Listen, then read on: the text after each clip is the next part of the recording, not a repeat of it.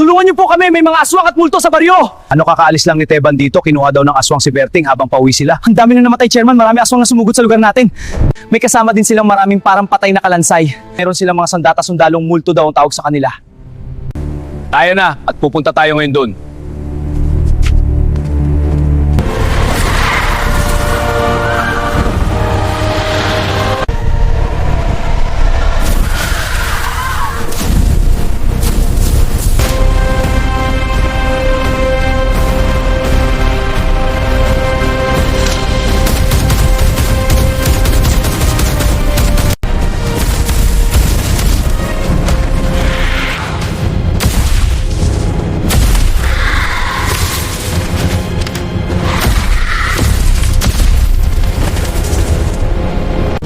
Hoy, mga skeleton, ako ang harapin nyo!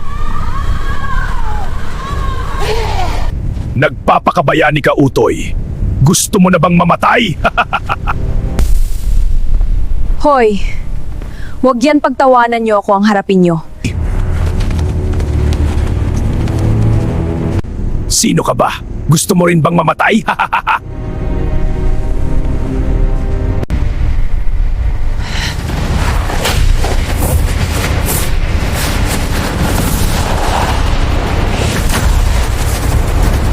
Chairman, bilisan natin! Baka mamatay lahat ng tao doon!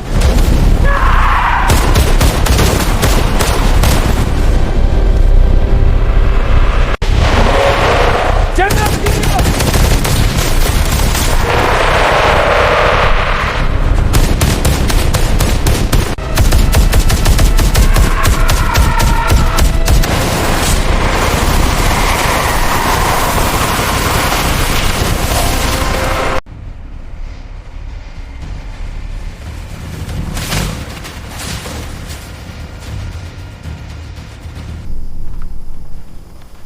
Leo, kilala mo yan?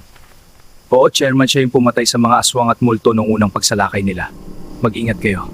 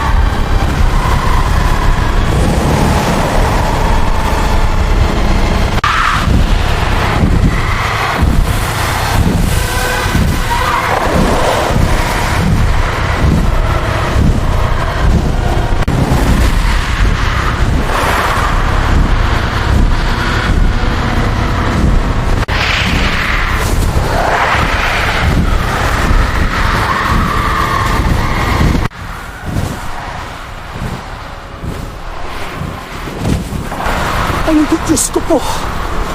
Sinugod ng mga aswang ang lugar namin.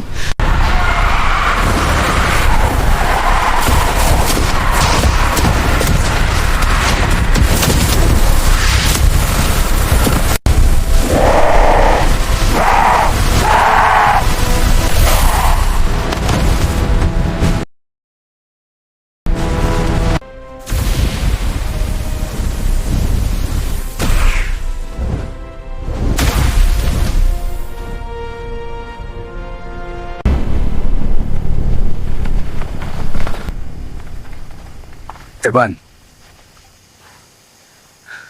Chairman, ano ang nangyari sa baryo natin? Ang daming namatay na tao, Chairman, dahil sa mga aswang na yan. Pati si paring Berting wala na.